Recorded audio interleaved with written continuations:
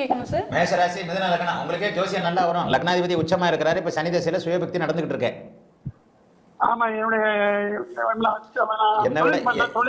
தொழில நஷ்டம் ஆயிடுச்சு. இந்த பாருங்க, அருமையான யோக ஜாதகம். மிதுன லக்னம், லக்னாதிபதி உச்சம்.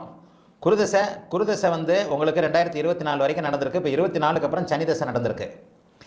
எப்போ 8ல் பாபத்துவமாக ஒரு நிலையில செவ்வாய் பார்வையில் அப்படி இப்படி இருக்கிறாரோ, சனி தசை வந்த உடனே 2 வருஷமா நீங்க நல்லா இல்லையா?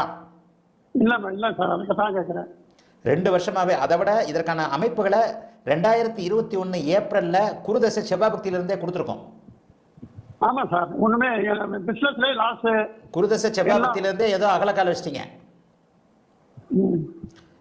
உங்க ஜாதகம் உண்மையிலே யோக ஜாதகம். லக்னாதிபதி வலுவா இருக்கிறாரு. பௌர்ணமிக்கு பக்கத்துல பிறந்திருக்கிறீங்க. லக்னாதிபதி வலுவான நல்ல யோக திசைகள் இது வரைக்கும் நடந்த ஜாதகம் தான். அப்ப ஆனா இப்ப சனி 8ஆம் இடத்துல செவ்வாய் பார்வையில் இருக்கக்கூடாது. என்ன சார் ஆகும்? சனி தசை சுயபக்தி வரைக்கும் அவங்களை போட்டு வறுத்து எடுத்துரும். ஒரு 6 மாசம் பொறுங்க. ஆனா பேசிக்கா உங்க ஜாதகம் நல்லா இருக்கு. 6 மாசம் இல்ல, 1 வருஷம். 2027 ஜூலை வரைக்கும் எந்திரிக்க முடியாது. நான் ரியல் எஸ்டேட் பிசினஸ் பண்ணலாமா சார்? என்ன பிசினஸ்? ரியல்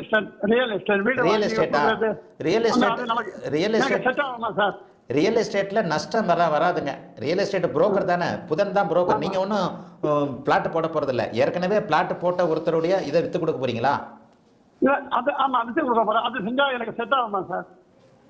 தெளிவா என்ன பேசுறீங்க? 2ஆம் இடத்துல திக்கி பேசுறீங்களோ? 2 சனி பார்க்க. புரோக்கர் தொழில் தான் உங்களுக்கு செட் ஆகும். புரோக்கர் தொழில் தான் செட் ஆகும். சனி இப்ப வந்து யோக தசை தான், ஆனாலும் அவயோகர் கிடையாது. அவர் யோகர் தான். 8ஆம் இடத்துல இருக்கிறாரு. புதனுடைய தொழில் தரக தொழில், புரோக்கர் தொழில், புதனுடைய இணையம் சார்ந்த தொழில், புதனுடைய சோசியல் மீடியா சார்ந்தது, ஃபேஸ்புக், யூடியூப், ஜோசியம் கூட நீங்க பார்க்கலாம். சனி தசை புதன் பக்திக்கு பிறகு நல்லா இருக்கும். சனி தசை சுயபக்தி கண்டிப்பா உங்களை போட்டு வாட்டி எடுக்கும். 8ஆம் இடம் என்ன இருந்தாலும் அவர் வந்து பாக்கியாதிபதி. முதல் 9.5 வருஷம் சின்ன சின்ன பிரச்சனைகளை பண்ணுவார். நல்ல வேலையாக முதல் 9.5 வருஷத்துக்குள்ள புதன் கேது சுக்கிர தசா புக்திகள் வருது. இப்ப நீங்க 2 வருஷமா சுத்தமா உங்களை தொடர்ச்சி எடுத்திருப்பார். சனி தசை ஒரு பயத்தை கொடுத்துருக்கோம். பேசிக்கா லக்னாதிபதி வலுவாத்தான இருக்கிறார். எதையும் சமாளிக்கிறாள் தானே நீங்க. அந்த 2 வருஷத்துல தான் பயந்துட்டீங்க. 2021 ஏப்ரல்ல இருந்து நான் சொல்ற பலன்கள் 60 வயதுக்கு முற்பட்டவர்கள் எல்லாருக்குமே பிறந்த நேரம் அப்படி ஒன்றும் துல்லியம் இல்லைன்னு சொல்றேன். நான் சொல்ற பலன்கள் 1 மாதம் 2 மாதம் முன்ன பின்ன வரலாம். குருதசை செவ்வாய் பக்தி சஷ்டாஷ்டக அமைப்பால இருக்கிறதுனால 2021 ஏதாவது ஏடா கூடமா ஏதாவது அகலக்கால் வச்சிருப்பீங்க. ஆமா சார், இப்ப எனக்கு எல்லா சொத்து எல்லாம் போயிடுச்சு சார். எனக்கு ஏதாவது சொத்து வாங்குற யோகம் இருக்கா சார்? எனக்கு 2027 ஜூலைக்கு பிறகு உண்டு. 2027 ஜூலைக்கு பிறகு புதன் புக்தியில வீடு வாங்குற யோகம் கண்டிப்பா. 4ஆம் அதிபதி தானங்க. என்னங்க 4ஆம் அதிபதி புதன் உச்சமா இருக்கிறாரு. 4ஆம் அதிபதி குருவின் பார்வையில் இருக்கிறாரு, சுக்கரனோட இருக்கிறாரு. எதிர்பாராத விதத்துல எதையாவது ஒண்ணு கொடுப்பாரு. ஆனா கடனுக்கு தான் கொடுப்பாரு. ஏன்னா சனி தசை நடக்குது. இதே புதன் தசை நடந்தா நீங்க தான் கும்பகோணத்தில் இருக்கிற ஒரு 2 தெருவையே வாங்க போறீங்க. இல்ல சார், புதன் தசை வரைக்கும் நான் இருக்கணும்ல சார். புதன் தசை அப்புறம் அதை பார்ப்போம். சனி 8ல இருக்கிறாருல, ஆயில கொடுப்பாருல. சனி 8ல இருக்கும்போது சனி தசை வரைக்கும் கண்டம் கிடையாதுல்ல. சனி தசை குரு பக்தி கடைசியில தானே 7ஆம் அதிபதியுடைய மாரகாதிபதியுடைய அமைப்புகள் வருது. 80 வயசு வரைக்கும் இருப்பீங்கல்ல. கான்பிடென்டா இருக்கணும். லக்னாதிபதி வலுத்தவர்கள் கான்பிடென்ட். அதுவும் சந்திர அதியோகத்திலையும் இருக்கிறாரு இல்லையா? இப்ப நடக்கிற கஷ்டம் இன்னும் 1 வருஷம் நீடிக்கும். நடக்கிறது நடந்தே தீரும். நீங்க அதை என்னதான் கும்பகோணம் முழுக்க கோயில் தான். போய் கோயில போய் கும்பிட்டா கூட இதான் நடக்கும். ஆமா சார், இப்போ எனக்கு சந்திரன் அபியோகத்துல இருக்காருன்னு சொன்னீங்க. எங்க அம்மா என்னை விட்டு பிரிஞ்சு போய் 20 வருஷமா தனியா தங்கச்சியோட இருக்காங்க சார். சரி, என்ன காரணம் சார்? சந்திர அதியோகம். ஏங்க 20 வருஷமா தானே 40 வயசு வரைக்கும் அம்மா இருந்தாங்கல்ல?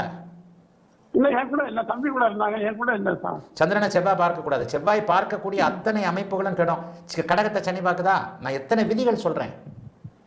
4ஆம் அதிபதி உச்சமாக இருக்கிறார். அம்மா உயிரோடு இருக்கிறார். சந்திர அதியோகத்தில் இருக்கிறார். அம்மா நலமாக இருக்கிறார். கடகத்தை சனி பார்க்க கூடாது.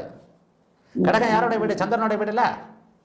அந்த சந்திரனை செவ்வாய் பார்க்கறதுல கன்னியா லக்னத்திற்கும் மிதுன லக்னத்திற்கும் செவ்வாய் பார்க்கின்ற அத்தனை அமைப்புகளும் கெடும். சனி தசை கெட்டது செவ்வாயோட 4ஆம் பார்வையினால. என்னங்க நீங்க ஜோசியம் எந்த காலத்திலையும் தப்பாதுங்க. இது ஒரு முழுமையான சாஸ்திரம், புரிஞ்சவங்களுக்கு மட்டும்.